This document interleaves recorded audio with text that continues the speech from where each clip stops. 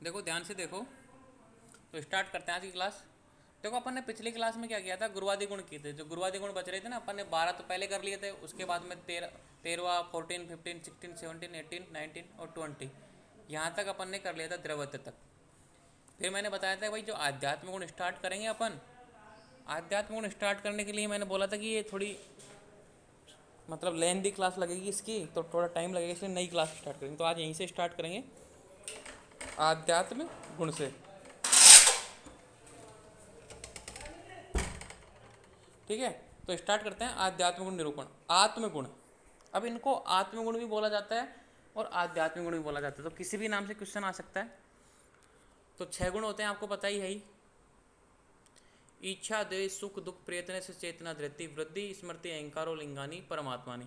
अब इसका एक श्लोक है, ये श्लोक है, क्यों लिखा है ये श्लोक, यहाँ पे देखो। इच्छा द्वेष सुख दुख प्रयत्न बुद्धि, ये आत्मा के विशेष गुण होने से इन्हें आध्यात्मिक गुण या आत्मगुण बोला जाता है। तो क्यों बोला जाता है आध्यात्मिक गुण और आत्मगुण, कि भाई इच्छा द्वेष सुख दुख प्रयत्न बुद्धि ये आत्मा के विशेष गुण होने से, ठीक है, विशेष गुण होने से आध्यात्मिक गुण कहलाते हैं। तो अपन स्टार्ट करते हैं 6 गुणों का एक एक डिस्क्रिप्शन वर्णन। पहला है बुद्धि, सबसे इंपॉर्टेंट है और सबसे कॉम्प्लिकेटेड है। अब बुद्धि, हेलो, हाँ कौन बोल रहा है। बुद्धि देखते हैं। सर्व व्यवहारे हेतुर्गुणो बुद्धिर ज्ञानम, इसका एक श्लोक है। सर्व व्यवहारे हेतुर्गुणो बुद्धिर ज्ञानम, मतलब सर्व व्यवहार का कारण बुद्धि है। जो भी अपन कर रहे हैं उसका कारण कौन है, बुद्धि है। मतलब जो भी अपनी आत्मा वो कर रही है, जो भी कुछ करवा रही है, वो बुद्धि तो है एक तरीके से, क्योंकि ये आत्मा के विशेष गुण हैं। कौन कौन से, इच्छा द्वेष सुख दुख प्रयत्न बुद्धि। तो अपन यहाँ से स्टार्ट कर रहे हैं बुद्धि कि सर्व व्यवहार, अपन को जो भी नॉलेज हो रही है, जो भी ज्ञान हो रहा है, वो सब बुद्धि की वजह से हो रहा है। आयुर्वेद अनुसार बुद्धि को 5 वर्गों में विभाजित किया है। मतलब 5 वर्ड दिए हैं आयुर्वेद ने बुद्धि को, 5 वर्ग बोल दिए, 5 शब्द बोल दिए कि भाई आयुर्वेद में बुद्धि को इन 5, जहाँ भी इनका मतलब आए, जैसे कि धी धृति स्मृति अहंकार और चेतना, समझ लो कि बुद्धि की बात हो रही है। धी धृति स्मृति अहंकार चेतना, आयुर्वेद मत अनुसार बुद्धि को 5 वर्गों में विभाजित किया है। तो कौन कौन से हैं वो 5 वर्ग, धी धृति स्मृति अहंकार और चेतना। अब समझो, धी क्या कराती है, ज्ञान कराती है। किसको ज्ञान कराती है, आत्मा को ज्ञान कराती है। मतलब एक तरीके से जो होता है ना, निश्चयात्मक कि भाई ये यही है, जैसे कि मैं जो वर्ड बोल रहा हूँ वही तो आप सुन रहे हो, ये ज्ञान कौन करवा रहा है, धी करवा रहा है। ठीक है, जैसे कि आपके सामने बुक है, आपके सामने मोबाइल है, इसका ज्ञान कौन कर रहा है कि ये मोबाइल ही है, कि ये लैपटॉप नहीं है, वो धी करवा रही है। तो इन पांचों को सम्मिलित रूप से जो ज्ञान होता है ना, वो बुद्धि है। तो धृति देखो, धृति क्या होती है, नियमात्मिका होती है। ये नियमित करती है कि ये करना है कि ये नहीं करना है, ये करना है कि नहीं करना है। ये नियमन करती है काम का। ठीक है, एक्चुअली में नियमन कौन करती है, धृति यानी धैर्य। अपन ने बोल धृति को सामने बोल दिया धैर्य। तो किसी भी चीज़ का नियमन करना धृति का कार्य है। स्मृति, स्मृति क्या होती है, पूर्व अनुभव विषयों का स्मरण कराकर यथार्थ ज्ञान। अब देखो यहाँ पे देखो, भेद में भी आएगा स्मृति, लेकिन अभी ये स्मृति क्या है, पूर्व अनुभव। जैसे कि अपन ने बचपन में कोई चीज़ देख ली, कोई मूवी देख ली, ठीक है, और फिर अपन को एक धुंधली सी याद रह जाती है। फिर अपन को जब बड़े हो जाते हैं, पहले मम्मी पापा के साथ अपन ने कोई मूवी देखी, फिर अपन बड़े हो जाते हैं, फिर अपन को अचानक से याद होता है, अरे यार ये मूवी तो मैंने पापा के साथ देखी हुई है पहले। ठीक है, अपन कहीं घूमने जाते हैं, मम्मी पापा के साथ जाते हैं, और बचपन की वो धुंधली सी यादें अपने माइंड में सेट हो जाती हैं। फिर अपन कभी बड़े हो जाते हैं, जब खुद घूमने जाते हैं, हाँ ये मैं पहले आ चुका हूँ, यहाँ पे मैं मम्मी पापा के साथ आ चुका हूँ। तो क्या बोलता है कि पूर्व अनुभूत विषयों का स्मरण कराकर। स्मरण किस तरीके से होगा कि वो सामने आएगी, वो चीज़ अपन दोबारा से देखेंगे, तो ऐसा कुछ उसके विपरीत, उसके समान, उसके ऐसा सुनने से देखने से ऐसी चीज़ें उसको दोबारा से आपके सामने आएंगी, तब उसकी चीज़ का याद आएगा। तो पूर्व अनुभूत विषयों का स्मरण कराकर जो यथार्थ ज्ञान, मतलब जो स्थायी ज्ञान कराता है, जो वास्तविक ज्ञान कराता है, वो क्या है, स्मृति। अहंकार क्या है, मैं का अनुभव, मेरे होने का अनुभव कि मैं हूँ, मैं जीवित हूँ। ठीक है, और चेतना, अचेतन से अलग का ज्ञान। अचेतन क्या होता है, निर्जीव से अलग का ज्ञान। जो अपन भाई अपन सजीव हैं, ये निर्जीव है भाई, इसमें चेतना नहीं है तो तभी तो निर्जीव है, तभी तो पत्थर है, अपन चेतना है। तो ये चेतना, इन पांचों की तरीके से, इन पांचों वर्डों का सम्मिलित रूप से क्या है, बुद्धि। तो सामान्य कहीं ना कहीं देखो अपन को जो भी ज्ञान होता है धी की वजह से होता है, धृति की वजह से होता है, स्मृति की वजह से होता है, अहंकार की वजह से या चेतना की वजह से होता है। तो ये पांचों वर्डों का एक तरह का सम्मिलित रूप क्या है? बुद्धि है। कोई टाइप्स नहीं है ये बुद्धि के, ये सम्मिलित रूप है पांचों के, मतलब 5 वर्ड इसमें निहित हैं बुद्धि में। ठीक है, भेद तो अब आएंगे, टाइप्स तो अब आएंगे। तो बुद्धि 2 तरह की होती है, एक तो स्मृति से होने वाली, एक अनुमति या अनुभव से होने वाली। बहुत कॉम्प्लिकेटेड वर्ड है, समझना कोशिश करना भाई। पहले इसका वर्गीकरण समझ लेते हैं, फिर मैं वर्डों को समझा दूंगा भाई स्मृति क्या है, अनुभव क्या है।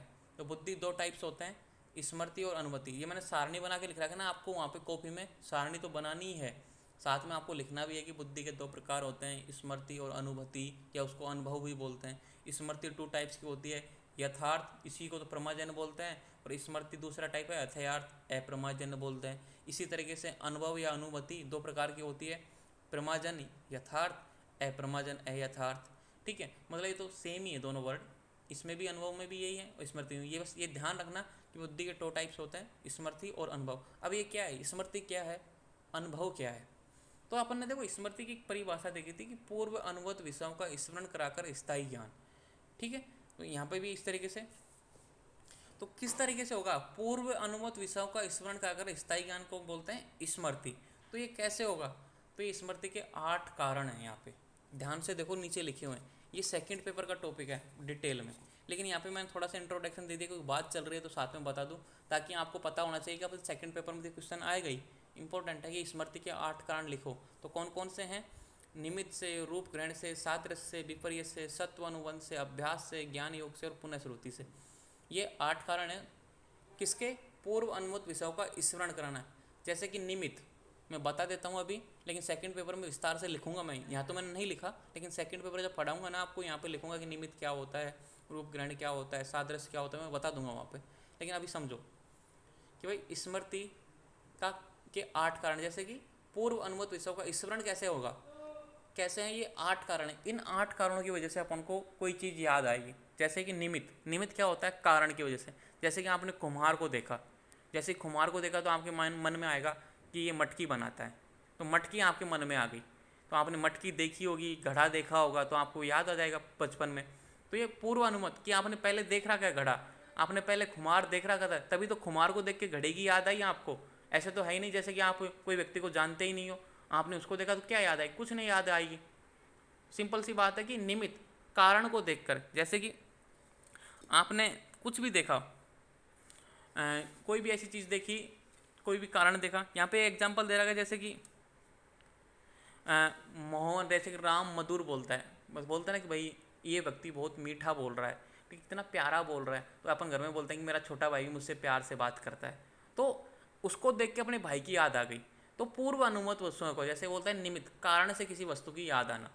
फिर है रूप ग्रहण से, रूप ग्रहण से जैसे कि कोई व्यक्ति अपन मार्केट में देखते हैं, तो देखते हैं कि यार ये तो मैंने कहीं देखा हुआ है, तो उसको बोलते हैं कि यार इसकी शक्ल मेरे भाई से मिलती है, इसकी शक्ल अपने किसी रिश्तेदार से मिलती है। अपन बोलते हैं ना कि इसकी शक्ल तो शाहरुख खान से मिलती है, इसकी शक्ल सलमान खान से मिलती है, इसकी शक्ल ऋतिक रोशन से मिलती है।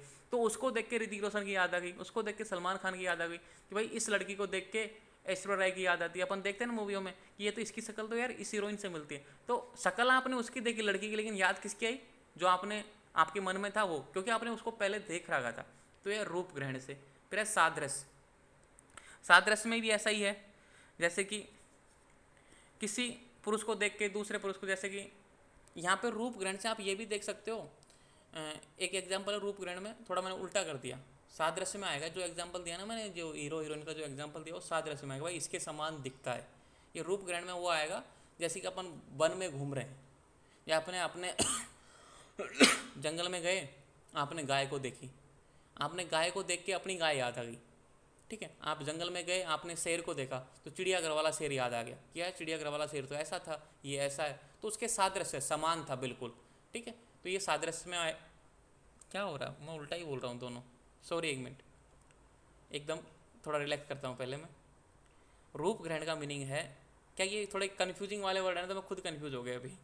रूप ग्रहण का मीनिंग है कि जैसे वन में अपन गए तो गाय को देखकर गो का स्मरण करना, अपने जो घर पे गाय थी उसको देखा। और सादृश्य में क्या होता है, इसके समान दिखता है, वर्डों में इसका अर्थ छुपा होता है सादृश्य यानी जैसे अपन ने किसी पुरुष को देखा तो अपने घर पे, जैसे कि अपन ने किसी व्यक्ति को देखा तो अपन को सलमान खान की याद आ गई, या फिर सलमान खान को देख के ऐसा लगता है कि अपने घर में देखो इसका लड़का सलमान खान के जैसे दिखता है, ठीक है, उसका बेटा ऐसा दिखता है। तो ये सादृश्य में समान दिखना, रूप में सेम टू सेम होता है, रूप में बिल्कुल सेम टू सेम है। जैसे कि गाय को देख के गाय की याद आना, भैंस को देख के भैंस की याद आना, ठीक है, सेम है बिल्कुल।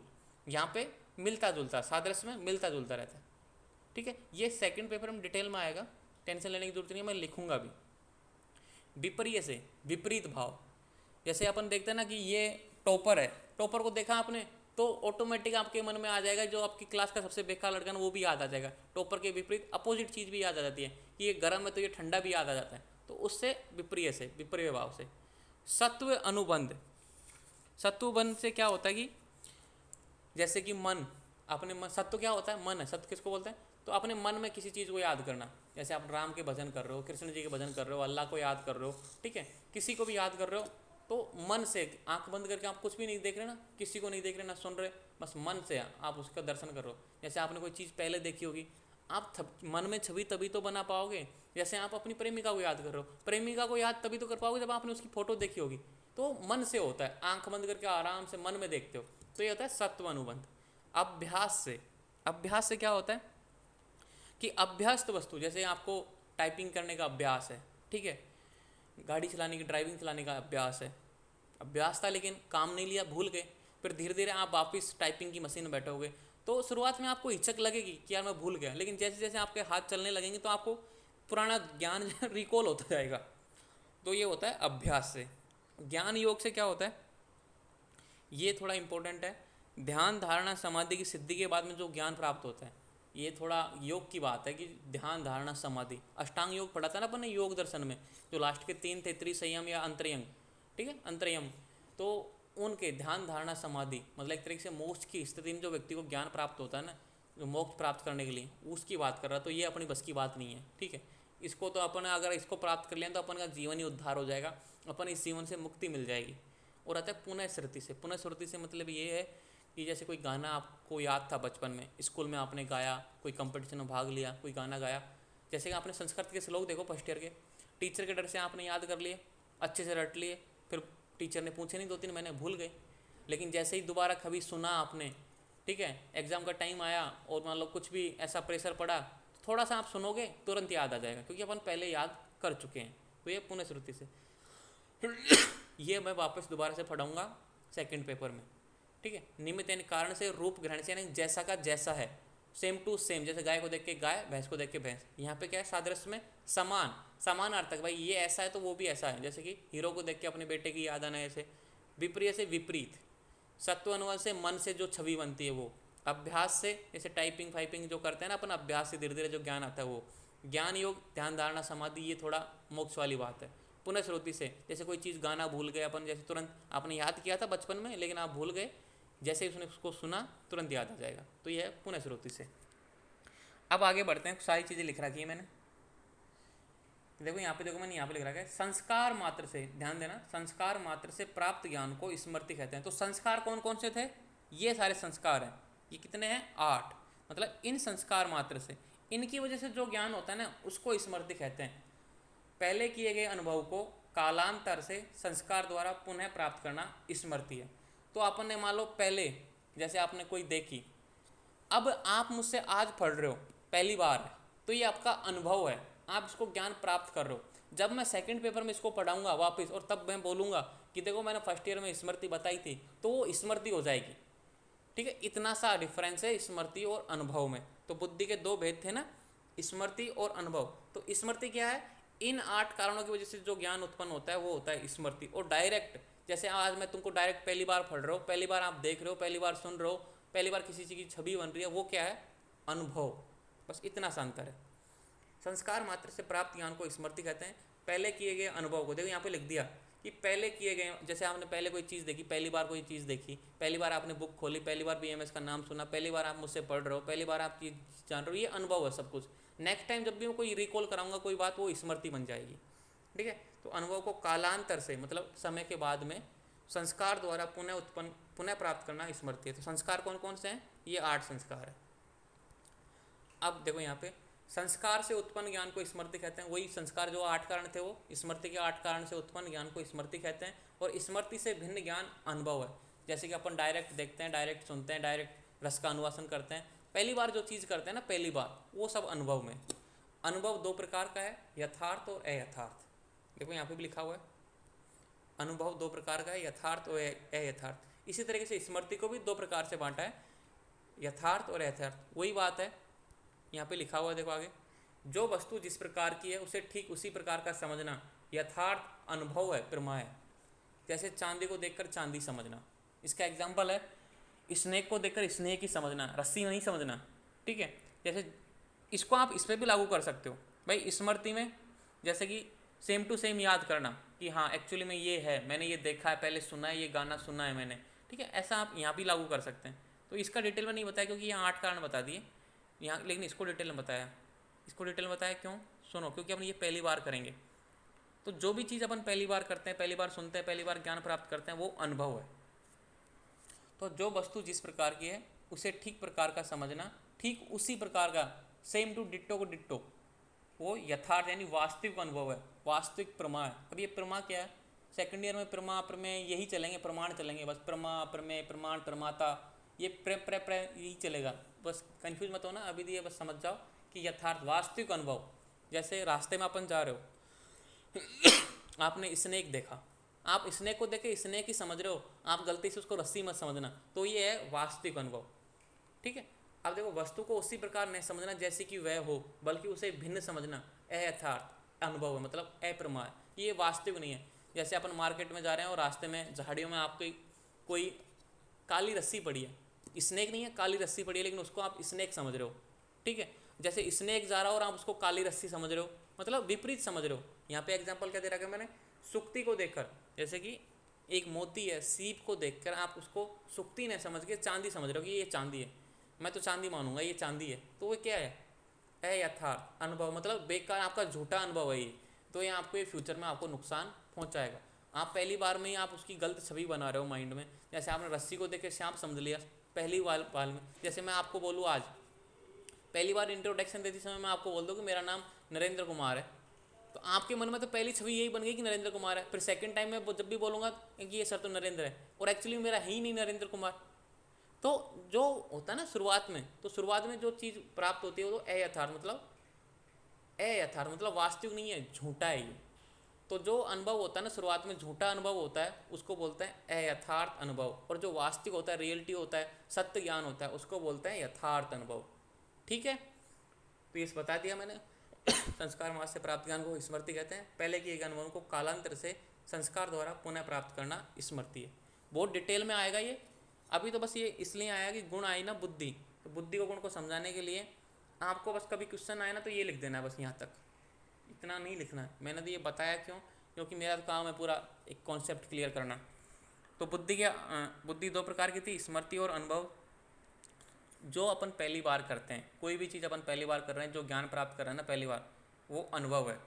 फिर आप उसने अनुभव ले लिया आपने, फिर आपको 5-10 साल 2-3 महीने बाद में उस ज्ञान की ज़रूरत पड़ी, उस अनुभव की ज़रूरत पड़ी, तो आप उसको किस तरीके से याद करना चाहोगे, रिकॉल कैसे करोगे, तो वो है स्मृति। तो जो रिकॉल करके ज्ञान होता है वो स्मृति है, और जो शुरुआत में होता है पहली बार होता है वो अनुभव है।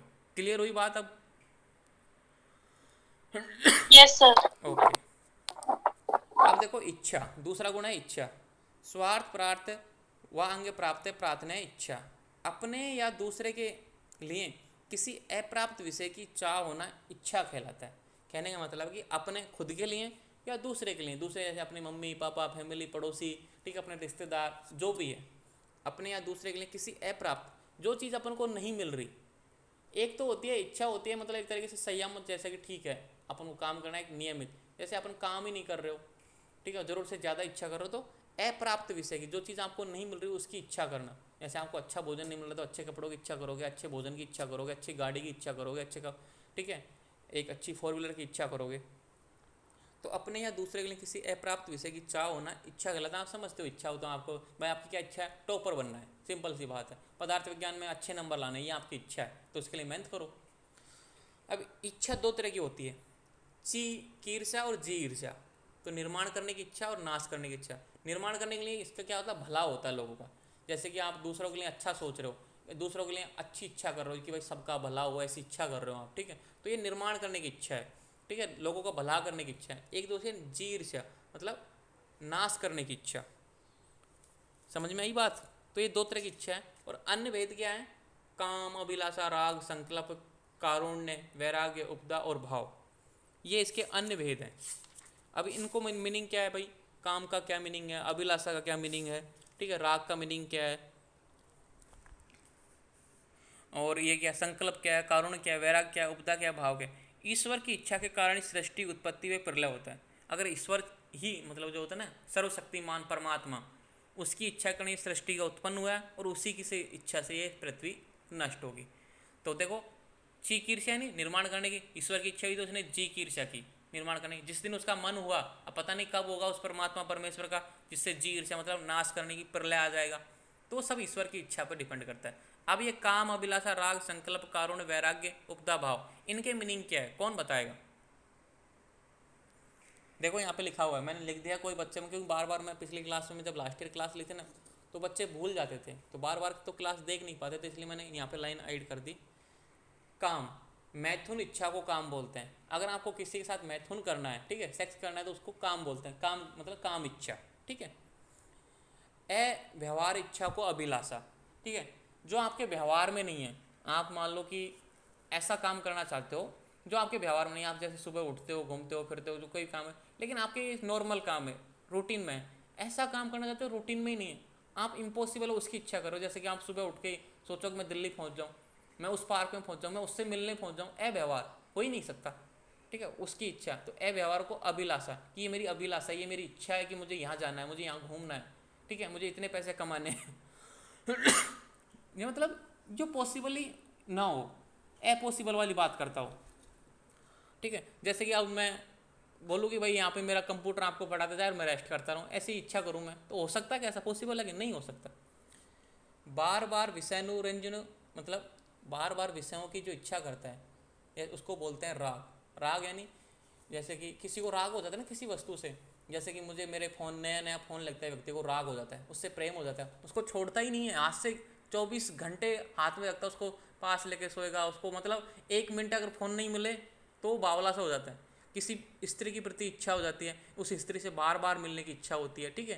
कैसे? जैसे अपने किसी व्यक्ति को, जैसे अपनी ज़्यादातर लड़कियों में होता है, अपनी जो मम्मी है उससे ज़्यादा राग होता है कि मम्मी को छोड़ती नहीं है, बार बार मम्मी से मिलने का, जैसे हॉस्टल से मम्मी, घर से मम्मी, मम्मी के पास से हॉस्टल, ऐसे चलता रहता है उनका। तो ये क्या बोलते हैं, उसको राग बोलते हैं। अनासन क्रिया की इच्छा को संकल्प बोलते हैं। अनासन क्रिया की अब अनासन क्या होता है, कौन बताएगा? शर्मिष्ठा बताएगी। अनासन की क्रिया की इच्छा को संकल्प, जैसे कुछ करने की इच्छा होती है ना, उसको संकल्प बोलते हैं। फ्यूचर में कुछ हाँ चाहना है हाँ, या वो मिलना वो चाहिए, करेक्ट, ऐसे वाला चीज के लिए। करेक्ट करेक्ट, वही है ना। अनासन क्रिया को, इच्छा को संकल्प, जैसे अपन को संकल्प करना है, टारगेट करना है कि भाई ये काम करना है, तो उसको संकल्प बोला जाता है। अपने स्वार्थ को छोड़कर पर दुख को दूर करने की इच्छा को कारुण्य बोला जाता है। इसमें अपना लाभ नहीं है, देखो, अपने स्वार्थ को छोड़कर, इसमें अपना कोई लाभ नहीं है, पर दुख को दूर करने, मतलब दूसरा व्यक्ति, पड़ोसी दुखी है, आपका क्लासमेट दुखी है, आपका रूममेट दुखी है, तो उसके दुख को दूर करने के लिए जो भी काम करने की इच्छा होती है ना, भैया इसको ये काम कर देते हैं, इसका दुख दूर हो जाएगा, वो होता है कारुण्य, ठीक है। दोषों को देखकर विषय त्याग करने की इच्छा को बोलते हैं वैराग्य। जैसे कि आपको मान लें, बोलते हैं ना कि इस संसार में कुछ नहीं है, मोह माया है, चारों तरफ लूट पाट मची हुई है, भूखमरी है, भ्रष्टाचार है, ऐसा आ जाता है ना, कभी कभी मन में आ जाता है, तो इस दुनिया को छोड़ के चले जाते हैं, ठीक है, मर जाते हैं, आत्महत्या कर लेते हैं, ऐसी होता है व्यक्तियों के साथ। तो मतलब दुनिया छोड़ने का मन करने लग जाता है, या फिर मोक्ष प्राप्ति करने के आगे बढ़ जाते हैं, भाई मोक्ष प्राप्त करना है, तपस्या करनी है, सिद्धि प्राप्त करनी है।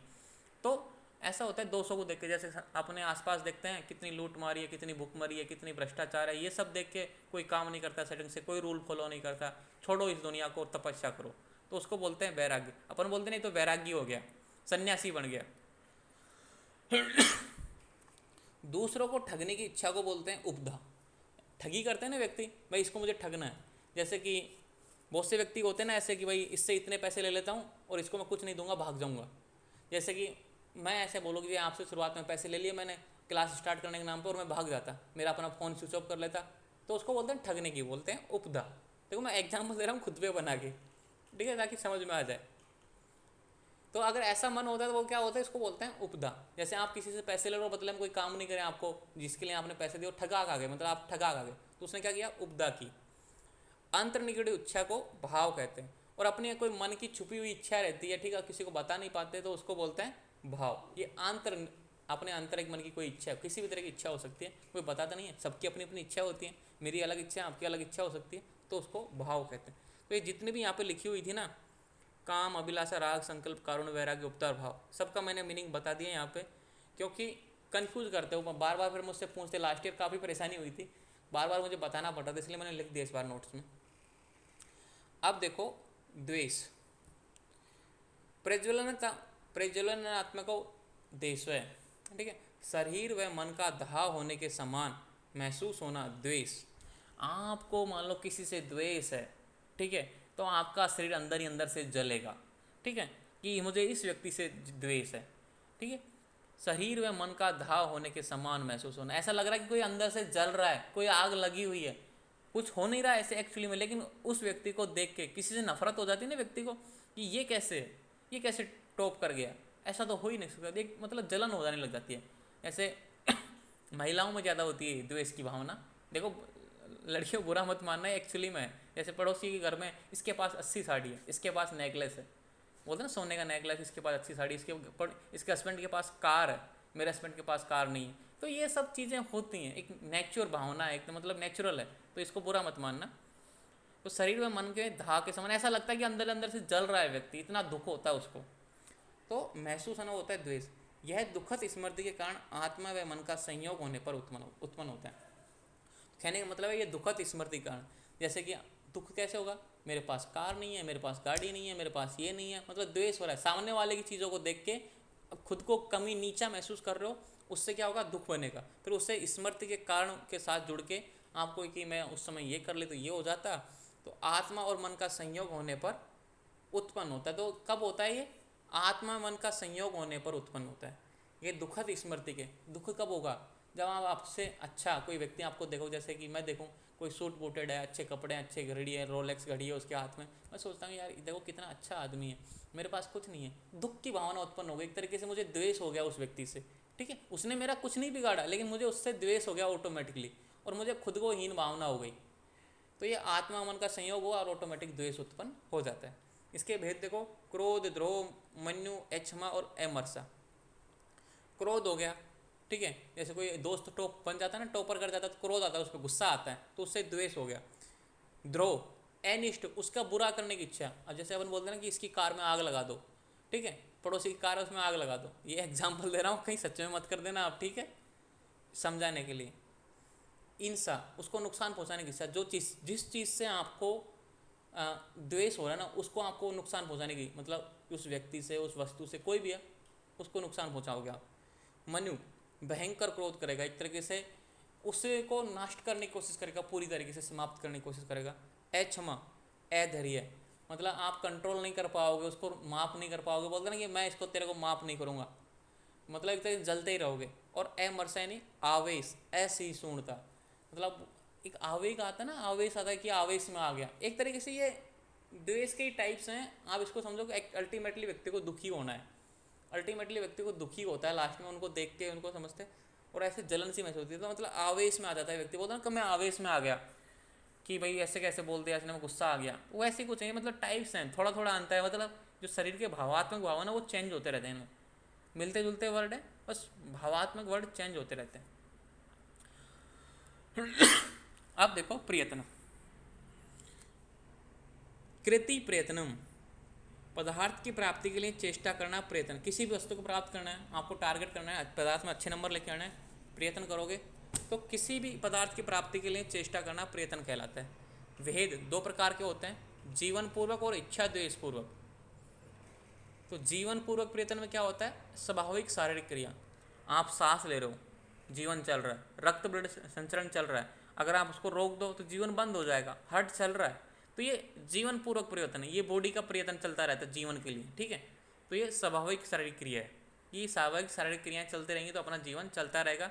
कि अपने जीवन की प्राप्ति के लिए जो प्रयत्न हो रहे हैं, सांस लेना भी एक तरीके से प्रयत्न ही है, ठीक है। तो ये है जीवन पूर्वक प्रयत्न, मतलब जीवन को चलाने के लिए जो भी स्वाभाविक मतलब ऑटोमेटिकली जो शारीरिक क्रियाएं होती हैं ना वो चलती रहती हैं।